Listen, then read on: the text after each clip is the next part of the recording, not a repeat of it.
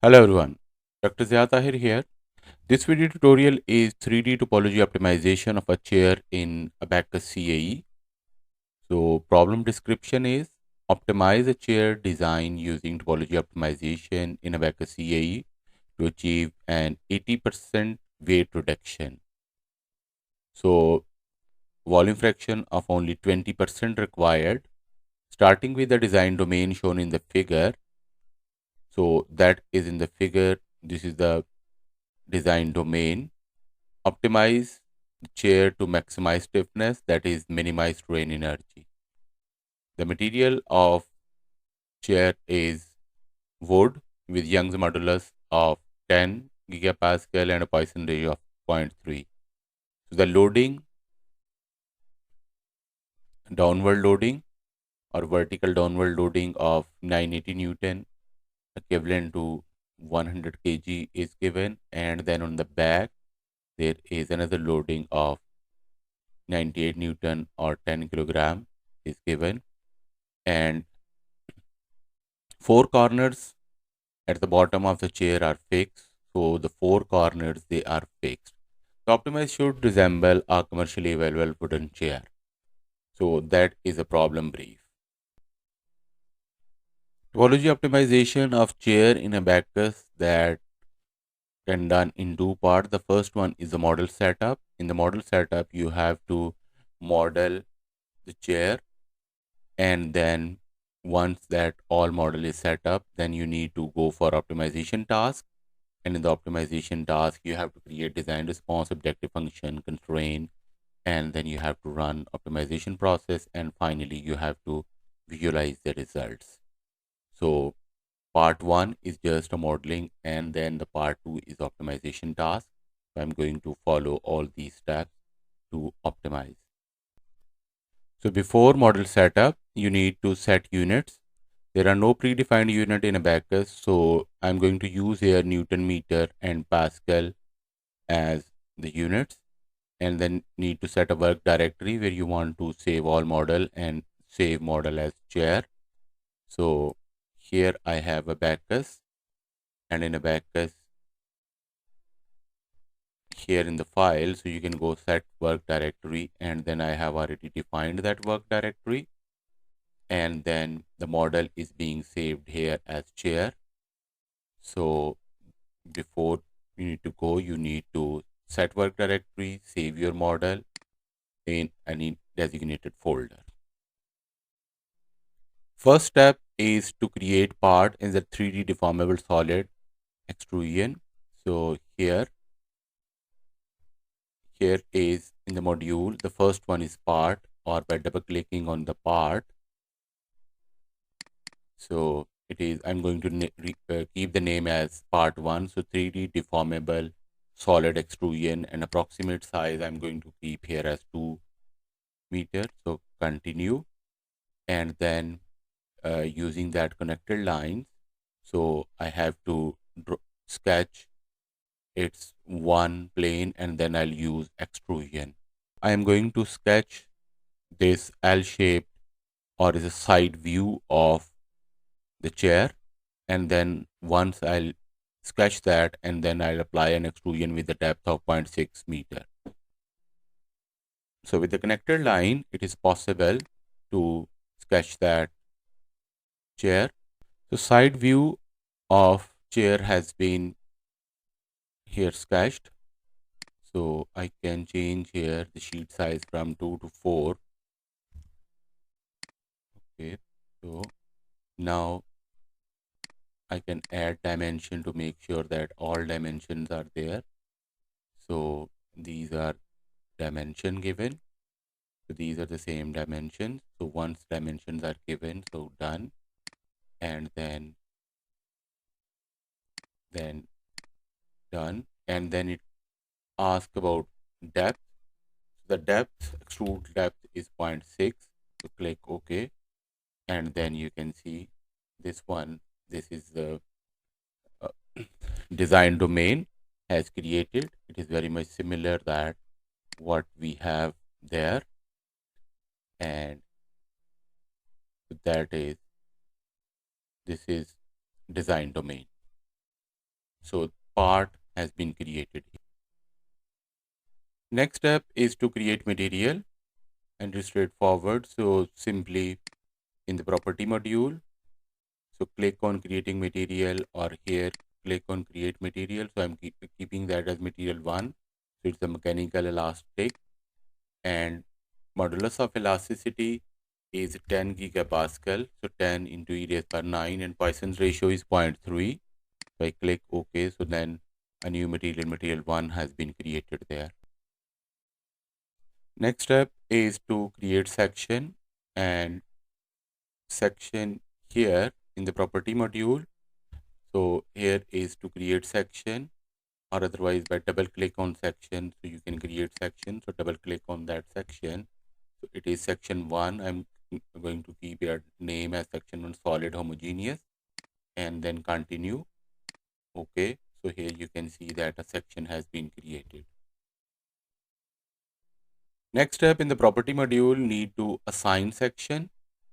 So here the next one in the property module is create assign section, or otherwise by clicking on the part.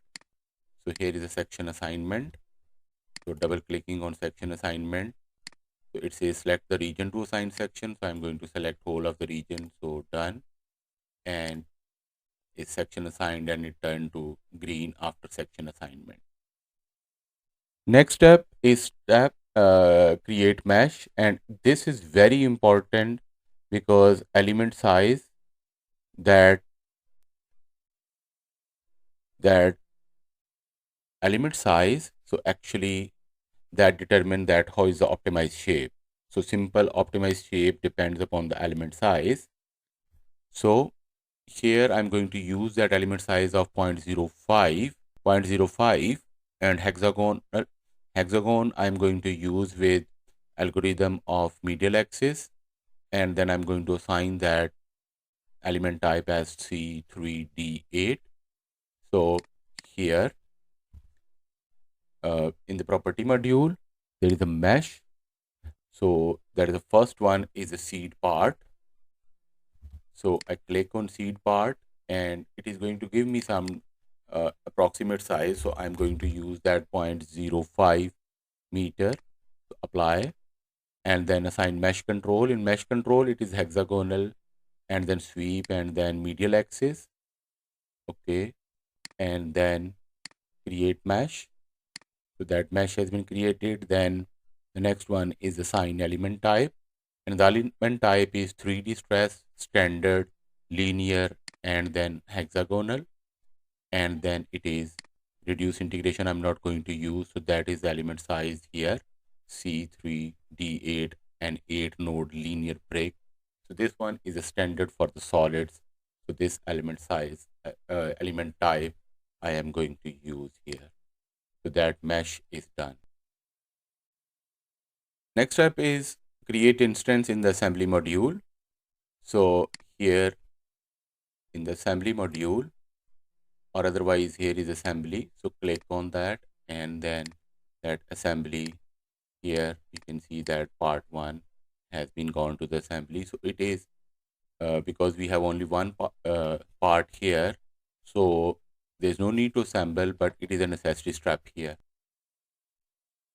Next step is to create step, and for to create step here in the module, you can go for step, or otherwise after assembly you have a step there. So I can double click on step, or simply here. So I'm going to name it as step 1, so initial, and then that is a static journal. So I'll continue, and then keeping all default values. So here a step has been created, or otherwise you can see here a step has been created. Next step is to create load, and for that one I have to convert that point load into pressure. So FA of 980 Newton dividing by the surface area 0.6 times 0.6. So that comes as 24500 over 9.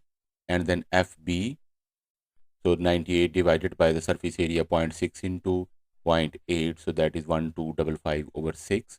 So I am going to use them as a fraction so I can add exact values.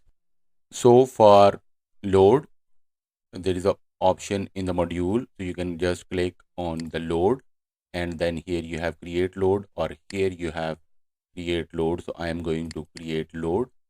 So the load one is the vertical load applied, so is the mechanical and pressure. Continue and select the surface for the load. So I have selected that surface, done. And then I need to add the magnitude of the load. So magnitude of load for vertical or downward is 24500 over 9. So that is the magnitude of the load. So then I have to create another load by clicking here. It's a load 2, and again pressure, continue, select the surface for the load. So the load is being applied here, so done, and its value is 1255 over 6. So these are the values. So now if you just click on that, so Abaqus will calculate exact value up to 6 significant figures. So now load has been applied. So next step is to create boundary condition, and boundary conditions are fixed at the corners. So 4 corners at the bottom, they are fixed. So here in the load, the second one is to create boundary condition, or otherwise you have here create boundary condition. Click on boundary condition, and then here the step is initial, and then mechanical, and symmetry and dissymmetry and encaster. So encaster is used for fix. So I'll just continue, click on that, and then here I have that here is rotate view. So I am going to rotate that, and then here I'm going to select its all corners. So that is the first corner, then that is the second corner, third, and then 4 corners. So by pressing shift, so you can select all those 4 corners. So that is done, and then here you have option of encaster. So that is a fixed boundary condition. So I click on OK, and then you can see that all 4 corners are fixed. So now boundary condition has been applied. Next step, I'll create a job to make sure that model uh, setup is all correct. So for that purpose, here is a possibility that you can go here job and then create a job. So I'm just going to give it at mod job 1, continue, and then here you can use multiple processor if it is required. So then you have here job 1. So I'm going to apply a data check to make sure that everything is okay, or all necessary steps are performed. So data check completed. So then I'm going to submit it to see that what are initial stresses and deflections without optimization. Now job has been completed, so I can check results. So, and then there are stresses. So for the stresses, I'm going to use that deformation scale factor of 1. Okay, so these are stresses only on the corners. The stresses are only on the corner, or you can otherwise you can use that view cut for that. Okay, so now the model setup is complete because I'm going to get results. Now for part 2 is optimization task, and in the optimization module need to create an optimization task, which is a topology optimization, and I'm going to name it as topology. So simply here I can go into the optimization from the module, or otherwise here there is optimization task. So I can click here for the optimization task, create a optimization task. So that is topology name, and I'm going to select that topology optimization and select the optimization region. So I'm just going to select all that and done. Okay, now here there are 2 options. Default one is the freeze load region, and I'm going to freeze boundary condition region as well for this particular task. So click OK, and then you can see that here a task has been created named as topology. The next step is I'm going to create design response, and there are two design responses. One is the strain energy and the other one is the volume, because I want to uh, minimize strain energy, and then I have to use a volume uh, because I'm going to optimize the volume.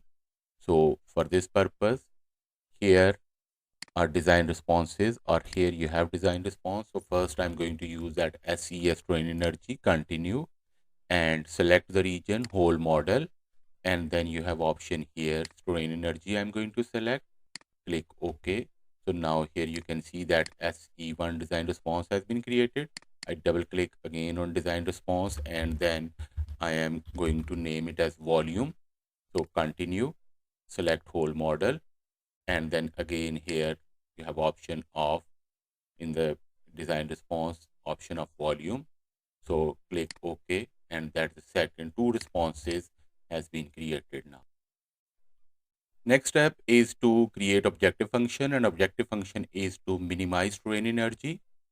So for this purpose, here you have next create objective function. By clicking here, I am going to name it as minimize, minimum or minimize, and then you have options here.